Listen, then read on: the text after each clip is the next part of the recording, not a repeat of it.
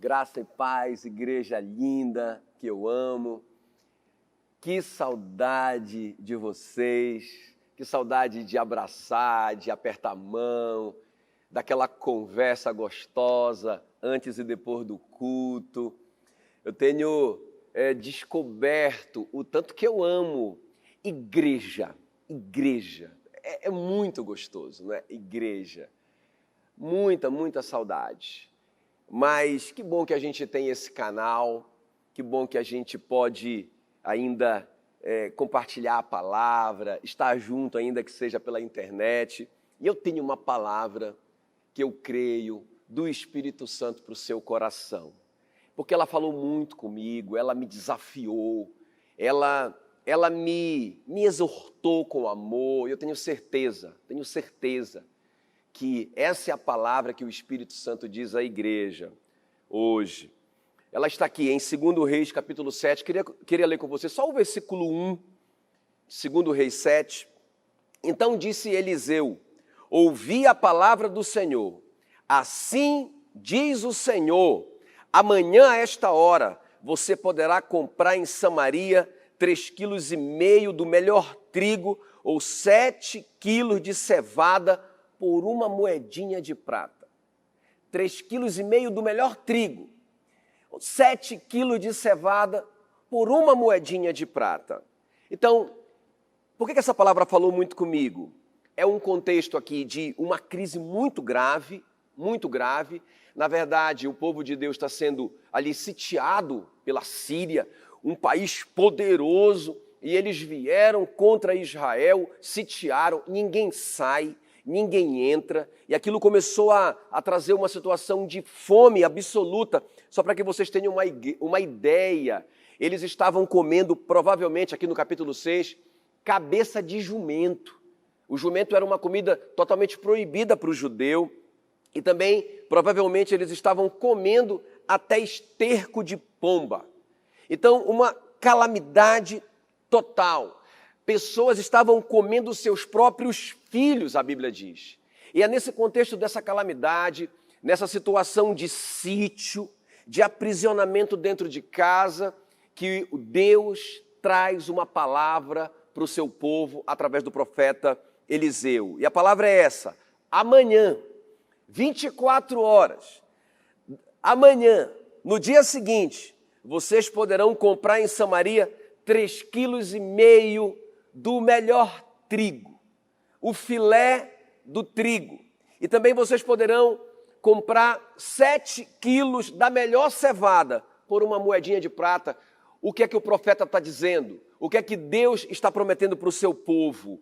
Que amanhã, de uma forma sobrenatural, o problema vai estar resolvido. O Senhor vai operar de uma forma que vocês não podem entender. Ele vai usar homens, mas daqui a um dia vocês estarão em uma outra situação. Meu Deus, como que isso falou tanto no meu coração? Agora, o que eu quero compartilhar com vocês hoje é o seguinte: que a crise, ela operou pelo menos 2 serviços nesse episódio. Ela operou, ela trabalhou, ela foi bênção para o povo de Israel.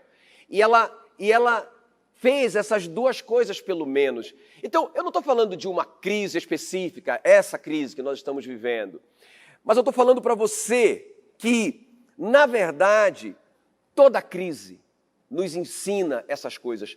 Toda crise testa essas 2 coisas na nossa vida. E é sobre isso que eu quero falar com você hoje. Então, a primeira coisa que a crise fez aqui, o trabalho que ela operou, ela denunciou o que estava dentro do coração de cada uma daquelas pessoas envolvidas nesse episódio. É impressionante. A crise denuncia o que está dentro do nosso coração. Ela só revela, já está lá dentro. Quando sacode, vem para fora. A crise faz isso. Ela tem o poder de fazer isso. E no fundo isso é bom, porque eu acabo descobrindo como que eu estou por dentro. E a segunda coisa que a gente vai ver, a crise testa o nosso nível de preparo para a crise, para enfrentar a crise. Aquela crise que veio sobre Israel, testou o tanto quanto eles não estavam preparados para aquela crise. É interessante que Provérbios 24, 10 diz assim: se te mostras frouxo no dia da angústia, a tua força é pequena. Interessante isso. Então, a crise vem. E se na hora da angústia, na hora da crise, eu me mostro frouxo, fraco, é porque lá dentro de mim, a minha força é pequena, eu sou fraco. Então a crise, ela testa o meu nível de preparo para ela. Então essas duas coisas que eu quero ver com você. Mas algo assim que falou muito forte no meu coração é que no final dessa crise que Israel viveu, esses personagens aqui que a gente vai ver, aquela mãe que comeu o seu filho, o rei Jorão, que deveria ser o herói dessa história, o capitão da guarda, o ministro da defesa do rei, que poderia usar sua influência e o seu poder também para o bem, e não fez. E 4 leprosos são os personagens dessa história. E aí, é isso que eu quero te mostrar, que eles atravessaram essa crise, e eu quero profetizar na sua vida. Gente, nós vamos passar por essa crise. Nós vamos passar por isso. Nós vamos passar esse mar caudaloso, essa tempestade, essa escuridão, nós vamos passar. A questão é, e esse é o meu tema com vocês hoje, como nós estaremos do outro lado? Eu fico pensando como que essas pessoas chegaram do outro lado. Nós vamos ver que algumas nem chegaram. A crise destruiu. Não foi a crise, na verdade, não foi nem a guerra que destruiu, mas foi a atitude deles com relação à crise. Alguns foram destruídos, nem chegaram do outro lado, nós vamos ver. Alguns foram homenageados, alguns souberam aproveitar o melhor da crise e chegaram do outro lado bem-sucedidos, tendo sucesso, que é o caso dos 4 leprosos. Alguns tiveram atitude completamente errada e alguns, eu fico imaginando aquela mãe que comeu o filho quando ela chegou do outro lado, porque ela chegou do outro lado. Ela chegou, a crise passou, a tempestade passou, e eu fico imaginando a cabeça daquela mãe, o coração daquela mãe, os olhares para ela, como que ela chegou do outro lado. Então esse é o meu tema. Como que nós estaremos do outro lado? Porque o outro lado vai chegar.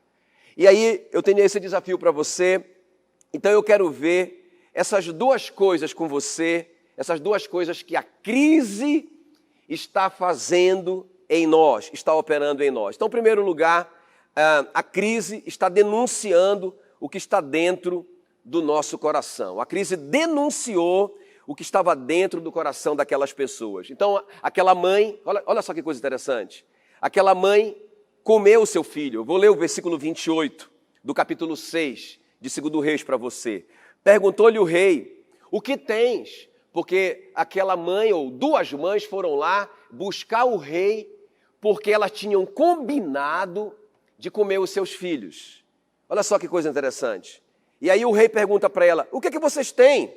Então ela respondeu, esta mulher me disse, dá o teu filho para que hoje o comamos. Olha só que absurdo. E amanhã comeremos o meu. Então nós cozinhamos o meu filho e o comemos. Irmão, isso está na sua Bíblia. Mas dizendo-lhe eu ao outro dia, dá o teu filho para que o comamos, ela o escondeu. Então, irmãos, pessoas que na crise, elas não estão preocupadas com mais ninguém, só com elas. Qual que é a filosofia delas? Eu como você para que eu não seja destruído. Eu uso você para que eu me saia bem dessa situação. Irmãos, que coisa triste a gente está vendo nessa crise, não é? Então, pessoas que estão passando por cima de outras, a gente está vendo tantos absurdos. Uma pessoa que vai no supermercado e carrega todo o estoque de álcool gel do supermercado, não é?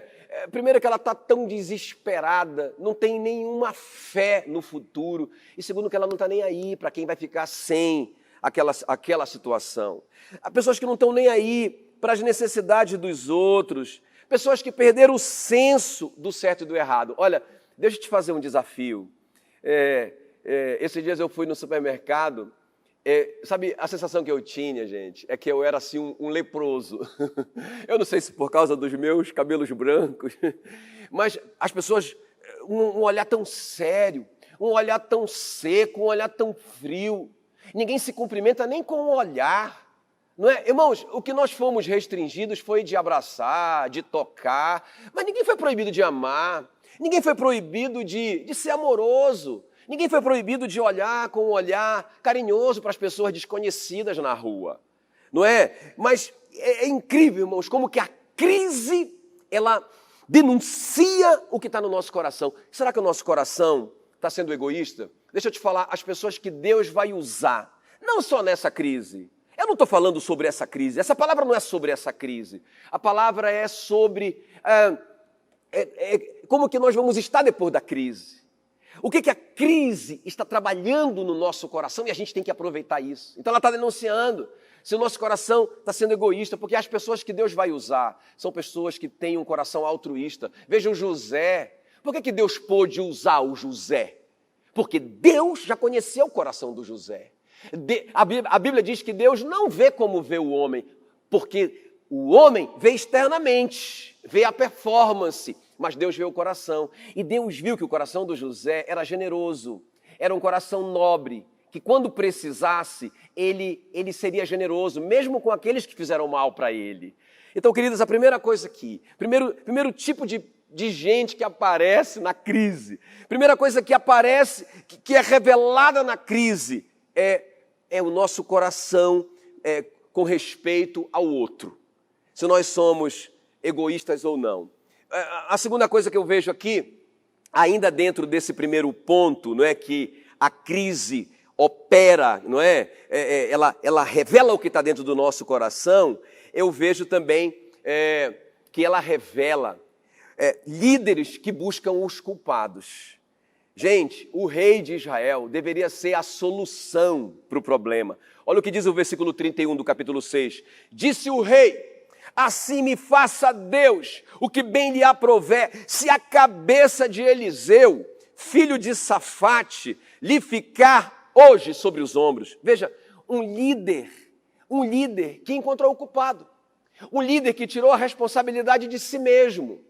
Um líder que é crítico. Sabe, um líder que fica buscando o defeito. E eu não sei se vocês percebem um ódio desse rei.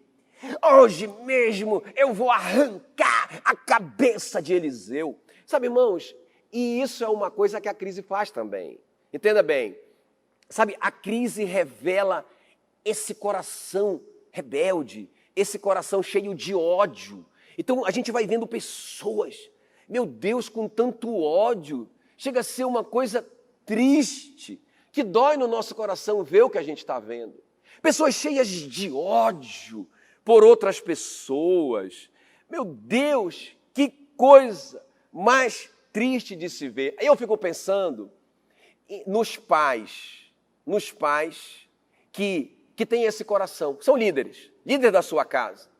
E eles estão ali, culpando todo mundo, descobrindo os culpados, reclamando, murmurando e falando coisas terríveis. E sabe, então todo um clima dentro daquela casa, sim, porque agora os pais estão em casa, os filhos estão em casa, está todo mundo em casa. Aí eu fico imaginando como estarão do outro lado, porque vai passar. Como estarão do outro lado esses filhos? Como que vai estar a cabeça dessas crianças do outro lado? Vendo um pai enfurecido, uma mãe fora de si, acusando os outros. Eles estão apavorados, essas crianças estão apavoradas, porque elas não têm a capacidade de avaliar, de formular a sua reação. Elas vão refletir esses pais. Então, isso a crise também, queridos, está revelando esse coração de pessoas que só criticam e só buscam culpados. Outro tipo de pessoa que aparece, outro tipo de coração que é revelado na crise, são aquelas pessoas pessimistas e incrédulas. Olha só o que diz o versículo 2 do capítulo 7. Porém o capitão, a cujo braço o rei se apoiava, respondeu ao homem de Deus, depois que ele ouviu essa promessa: olha, amanhã, por essas horas, vocês poderão comprar em Samaria 3,5 quilos do melhor trigo, ou 7 quilos de cevada, por uma moedinha de prata. Vai estar tudo resolvido amanhã. Então o rei disse: ainda que o Senhor fizesse janelas no céu, poderia acontecer isso? O que ele está dizendo? Como? Como que isso vai acontecer?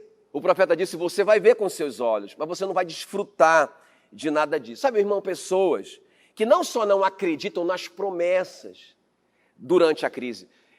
Olha, nós estamos passando por essa crise, mas tem outras crises que nós já passamos e vem outras crises que nós vamos passar. Glória a Deus pelas crises, porque as crises mostram o que está dentro do nosso coração. Então, veja bem, essas pessoas que têm esse tipo de coração, que são revelados na crise, eles não só acreditam nas promessas, como também eles não acreditam quando as promessas começam a se cumprir. Por que eu digo isso?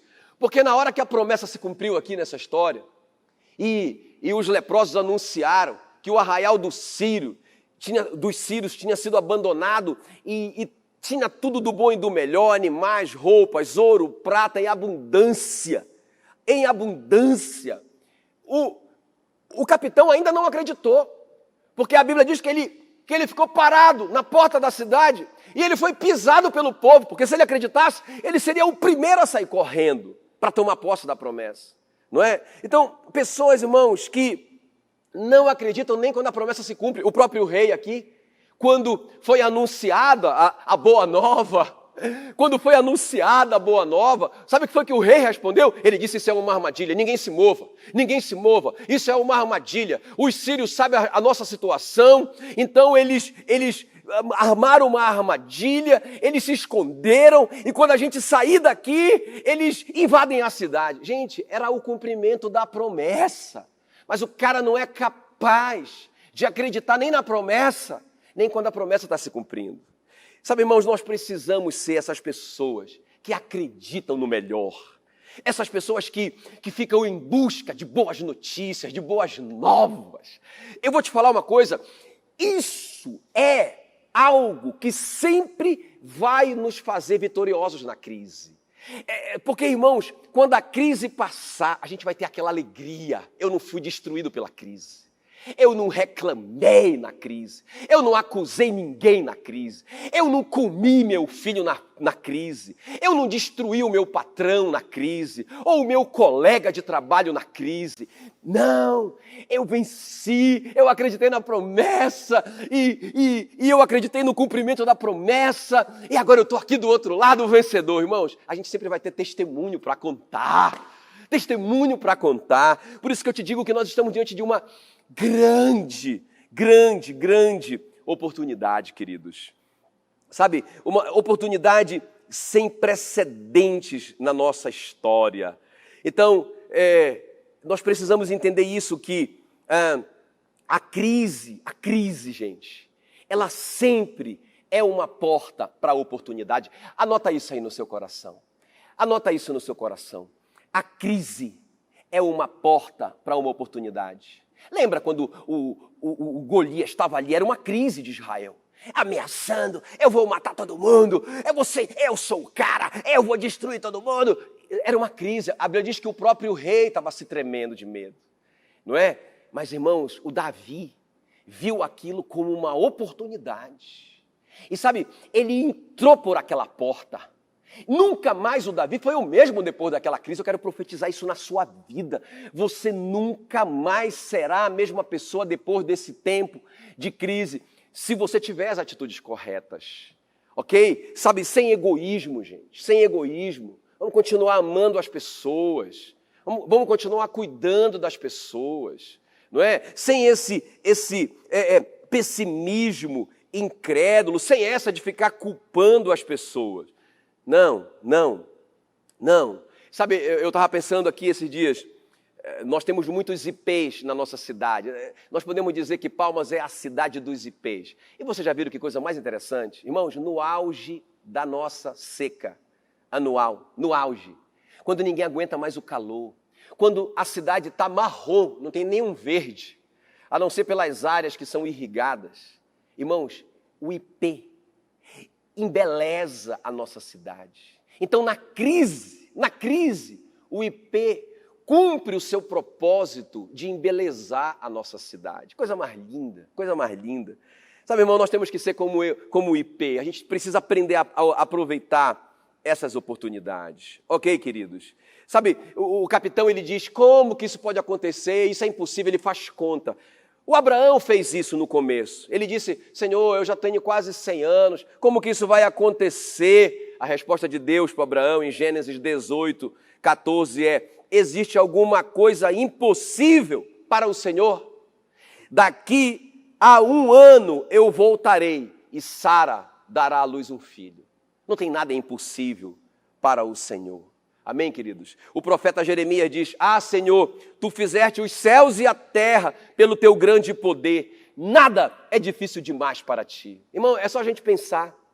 Puxa vida, um Deus que criou o universo, que faz tudo girar de uma forma perfeita, que nos deu a vida. Esse Deus poderoso, irmãos, é só a gente pensar no poder dele, para ver se ele é capaz de resolver nossas crises. Ok, queridos? E o último tipo de coração ou de pessoa que aparece aqui nessa crise, que é revelada nessa crise, são aqueles leprosos, aqueles 4 leprosos, não é? Eles fizeram, gente, tudo tão diferente. Olha só, aquelas mães, não é? Combinaram para comer o filho, egoísmo. O rei é o cara que fica culpando todo mundo. O capitão da guarda é o cara que não acredita nem na promessa, nem no cumprimento da promessa. O rei também, além de ser o cara que culpa todo mundo, não acredita nem quando ele vê a promessa se cumprir. Ele desconfia. Quando ele vê a bênção, ele desconfia de tanta incredulidade. Mas, gente, olha só esse coração que se manifesta nessa história, que é o coração dos leprosos. Tão diferente. Então, primeira coisa que se manifesta no coração daqueles leprosos, nobreza ao invés de egoísmo. Irmão, quando eles chegaram lá, que eles encontraram aquele monte de comida, só comida top das galáxias, roupas, ouro. Vocês entendem que eles poderiam ficar lá? Já que eles tinham sido expulsos mesmo da cidade, vocês me entendem que eles poderiam falar assim um para o outro, olha, por que a gente não termina a nossa vida aqui, no bem bom, não é? Por que a gente não fica aqui, ninguém vai saber mesmo? Irmãos, a Bíblia diz que eles não deram conta de fazer isso. Olha o que eles declaram, capítulo 7, versículo 9. Então disseram uns para os outros, não fazemos bem, este dia é dia de boas novas, agora vamos e anunciemos a casa do rei. Que nobreza, que coração nobre, que coração generoso no meio dessa crise. Eles poderiam pegar todo o álcool gel, eles poderiam, não, irmãos, mas eles repartiram. Que coração, por isso que eles foram usados. Não foi à toa que eles foram escolhidos por Deus para ser a solução, porque Deus já sabia, já conhecia aqueles corações, que na hora que precisasse, eles repartiriam. Irmãos, que coração tremendo. Outra coisa que eles fizeram diferente, eles tiveram fé em vez de pessimismo incrédulo. A Bíblia diz que, aqui no versículo 3, 4 homens leprosos estavam à entrada da porta, os quais disseram uns aos outros, para que estaremos nós aqui sentados até morrermos? Vamos agora, demos conosco no arraial dos sírios. Se nos deixarem viver, viveremos. Se nos matarem, tão somente morreremos. Meu Deus, eu sinto vontade de chorar, irmãos. Eu sinto vontade de chorar. Sabe, por causa desse altruísmo. Olha, vamos arriscar, vamos fazer alguma coisa. Vamos acreditar, nós não temos uma promessa. O profeta não disse que amanhã, por essas horas, e agora, é amanhã. O dia do milagre já chegou. Se a gente ficar aqui, não vai acontecer nada. Vamos fazer alguma coisa? E se não der certo, se eles nos matarem, tão somente morreremos. Meu Deus do céu. Que coração. E sabe uma coisa interessante, gente? A Bíblia diz, depois você confere na sua Bíblia, que eles se levantaram ao anoitecer. Olha só, eles se levantaram ao anoitecer, sei lá por 6 horas da tarde, quando anoitecia, não é? Quando eles levantaram, a Bíblia diz que ao anoitecer, Deus fez com que os sírios ouvissem um barulho de um grande exército. Na hora que os leprosos se levantaram pela fé, Deus agiu e fez o inimigo ouvir um barulho de um grande exército. E eles disseram um para o outro: Israel se juntou com os nossos inimigos e estão vindo contra nós. E eles bateram em retirada. Irmão, deixaram tudo para trás. Deixaram muita riqueza para o povo de Israel. Sabe, quando alguém acreditou, quando alguém entendeu que crise e oportunidade se encontram. Quando essas pessoas entenderam que a crise é a porta que conduz à oportunidade. Esses dias eu estava lendo uma reportagem na Isto É, da Amazon. Essa empresa que vende na internet, a maior empresa e-commerce da internet. Eles fizeram um investimento de eles contrataram 100 mil novos funcionários nos Estados Unidos e norte da Europa. 100 mil. 100 mil. Irmãos, isso é 1/3 da população de Palmas. Eles contrataram 100 mil funcionários nos Estados Unidos e no norte da Europa. Eles fizeram um investimento de 350 milhões. Sabe por quê? Porque eles pensaram o seguinte: nessa crise, vai todo mundo ficar dentro de casa e todo mundo vai precisar comprar, ninguém vai querer sair. E nós precisamos de um verdadeiro exército para entregar essas compras. Eles viram uma oportunidade. Eles não ficaram olhando para a crise. Vamos morrer todo mundo. Vamos desistir. Não, irmãos, é hora da gente orar. É hora da gente ficar atento. Sabe? Atento para as oportunidades. Ao invés de egoísmo, ao invés de ficar culpando os outros, ao invés de incredulidade, ao invés de pessimismo, a gente tem que estar antenado. A gente tem que estar antenado para que a gente seja resposta para essa geração, queridos. Muito bem, deixa eu concluir aqui com o meu segundo ponto. Então, o meu primeiro ponto é esse, não é? Esse primeiro serviço que a crise está fazendo e sempre vai fazer, ok? Não é só essa crise. Toda crise faz esses dois serviços. Então, em primeiro lugar, ela vai denunciar o que está no nosso coração. Tem egoísmo? Tem esse coração de ódio que busca os culpados? Tem pessimismo incrédulo? Ou tem nobreza? Ou tem nobreza? Em segundo lugar, essa crise, ou qualquer crise, ela está também fazendo outro serviço. Ela está testando o nosso nível de preparo para a crise. É interessante isso, gente. A crise testou o povo de Israel. Eles não estavam preparados. Por que eles ficaram naquele estado de sítio rapidamente? Porque eles não tinham reservas. Eles não estavam preparados para aquela situação. Rapidamente, aquela situação revelou as fraquezas de Israel. Irmãos, como que nós estamos? Esse é o segundo serviço que a crise vai fazer para nós, ok? Uma bênção. Ela vai mostrar como nós estamos. Ela vai mostrar se o nosso coração é forte, não é? Ou se o nosso coração é frouxo. Se te mostrares frouxo no dia da crise, a tua força é pequena. Então isso não é para nos condenar, por favor, queridos. Isso não é para nos condenar. Isso não é para você abaixar a cabeça e dizer: meu Deus, eu tenho esse coração egoísta, eu sou pessimista, eu só fico acusando os outros, eu não tenho nenhuma nobreza. Ou então para você ficar se acusando e dizer: eu sou fraco, eu sou frouxo. Não.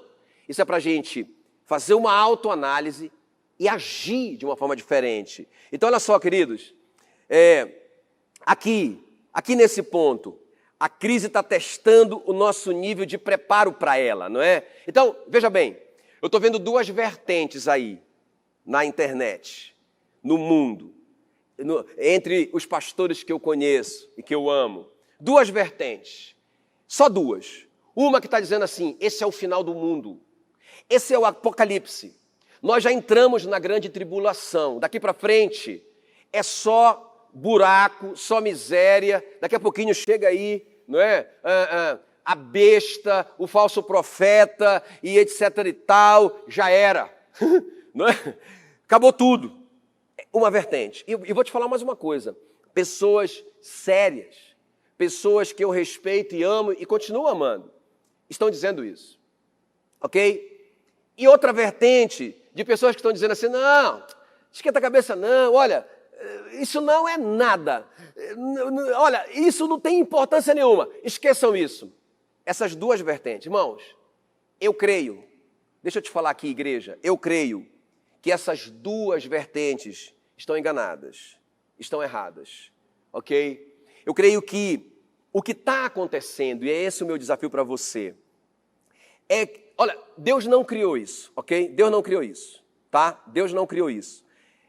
Isso foi criado pelo homem, pela ganância humana, por mentiras humanas, por descaso humano. Isso é humano, o homem criou isso tudo.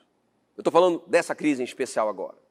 Agora, queridos, Deus não criou isso, mas Deus vai aproveitar essa crise, como qualquer outra crise que vai surgir, Ele vai aproveitar como um ensaio, como um treinamento, como um laboratório para a sua igreja. Escuta isso no seu coração.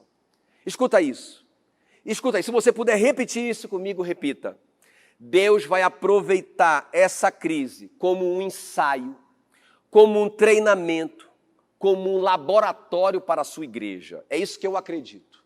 Então eu não acredito que é uma coisa sem importância.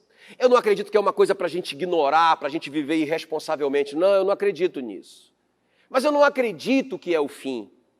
Eu acredito que Deus está aproveitando isso para nos treinar. Então escuta bem, a crise, ela está revelando a nossa força. A crise está revelando o nosso preparo. Porque, veja bem comigo isso. Veja bem se você não vai concordar. O que esse vírus em particular está denunciando? Ele está denunciando e ele está atuando, ele está, vamos colocar assim, parasitando, adoecendo pessoas que não estão preparadas. Escuta bem, por favor, para que você entenda. Você já viu isso? É um vírus que está nos ensinando uma grande lição. Eu não sei se vocês percebem isso. Não o vírus, a crise. Essa crise em particular, ela está denunciando uma saúde debilitada. Não é claro, os idosos, mas não todos os idosos, aqueles idosos debilitados, seja por uma doença congênita que eles herdaram, não tiveram culpa nenhuma, ou seja por falta de cuidado. Esse vírus está ameaçando até jovens sei lá, de 40, 50 anos, gente, que também estão nessa mesma situação, não estavam com a saúde boa. Olha o que esse vírus está nos ensinando. E aí, ele está ameaçando a saúde de quem não se preparou, ok? Outra coisa, pessoas que não se prepararam na área financeira, pessoas que gastaram sempre mais do que ganharam, pessoas que sempre viveram um padrão que eles não davam conta, pessoas que pelo seu salário deveriam ter uma bicicleta, escolheram ter um carro.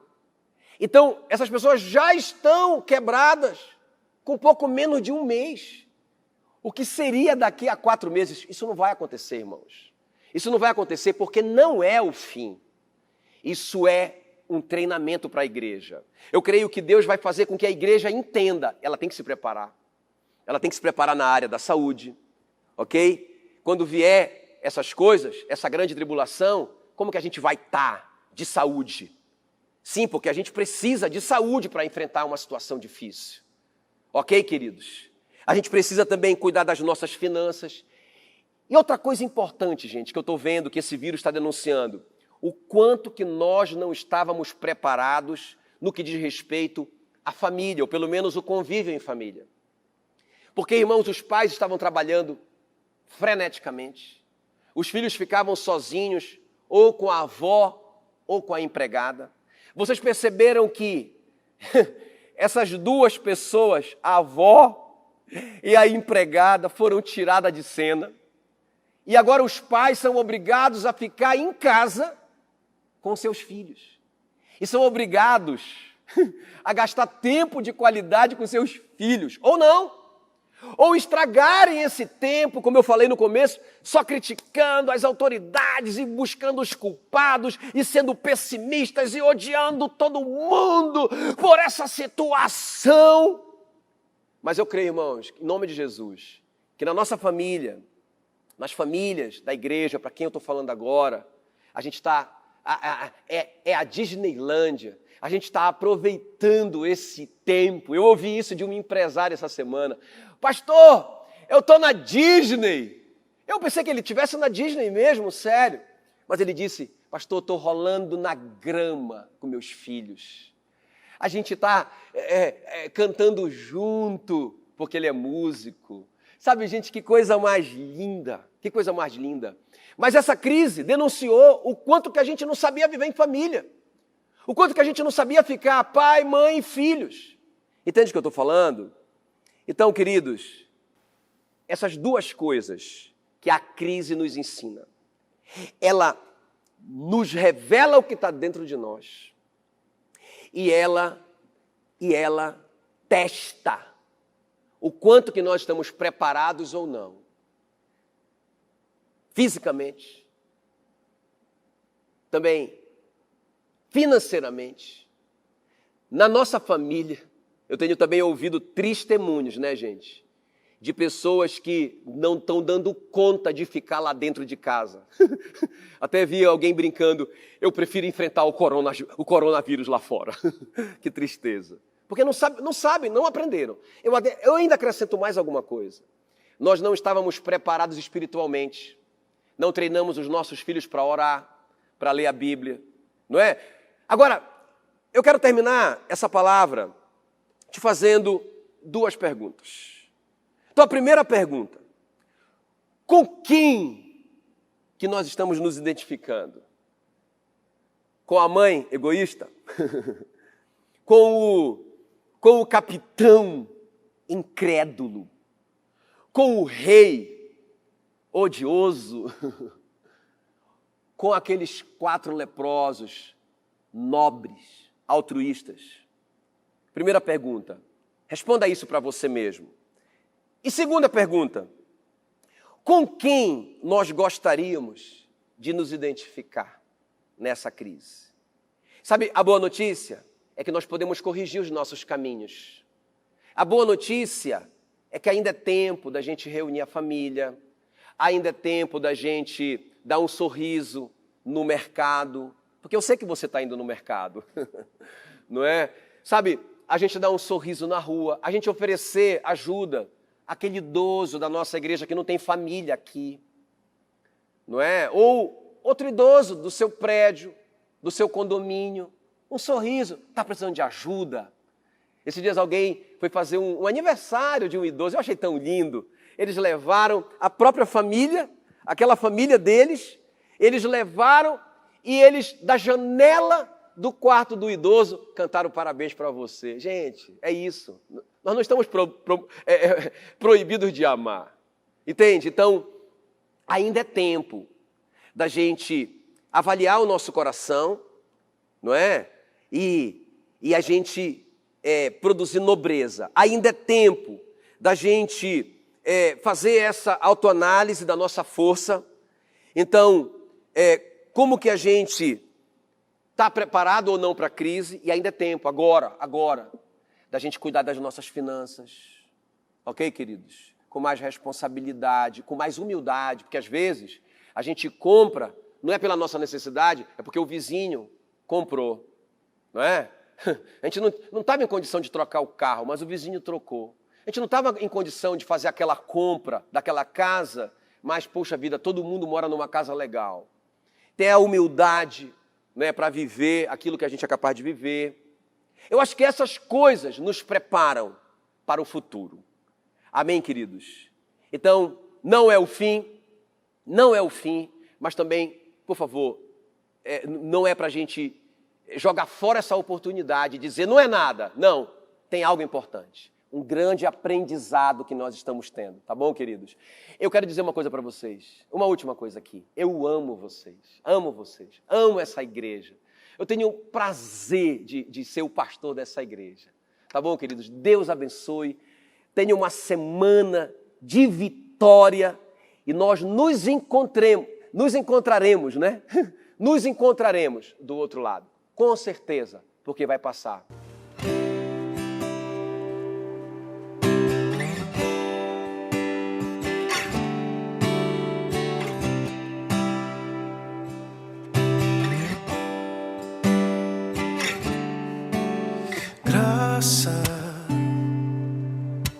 Favor de Deus que eu não mereço, misericórdia, castigo merecido que Ele não me deu. É isso que sustenta todo o meu viver.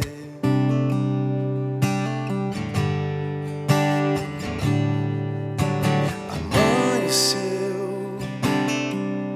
e as misericórdias de Deus se renovaram sobre mim. E essa é a causa de eu não ser consumido. Como entender que um Deus maior que todo o universo se preocupa com uma simples poeirinha como eu? Tua fidelidade é além de tudo que eu conheço. Quero você, Deus. Eu não consigo entender a graça. Eu não consigo explicar a graça de Deus, mas posso sentir em meu coração que Ele me ama. Não consigo entender a graça. Não consigo explicar a graça de Deus, mas posso sentir em meu coração. Eu posso sentir em meu coração que Ele me ama como sou.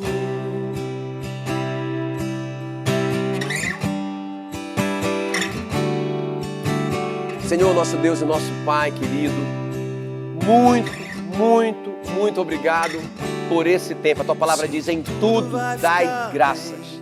A Tua palavra diz para que nós nos alegremos nas tribulações, porque a tribulação, ela produz em nós perseverança. A perseverança produz experiência. A experiência produz esperança. Senhor, e nós te agradecemos por esse tempo. E nós descobrimos hoje, Senhor, o tanto que a crise é uma bênção, o tanto que a crise é uma porta de oportunidade. Senhor, e nós queremos nos encontrar do outro lado sem culpa, sem arrependimento. Queremos nos encontrar do outro lado vencedores dessa crise. E do outro lado a gente sempre se encontra mais forte para a próxima, Senhor, nós oramos, nós te agradecemos, em nome de Jesus. Amém. Beijo para vocês.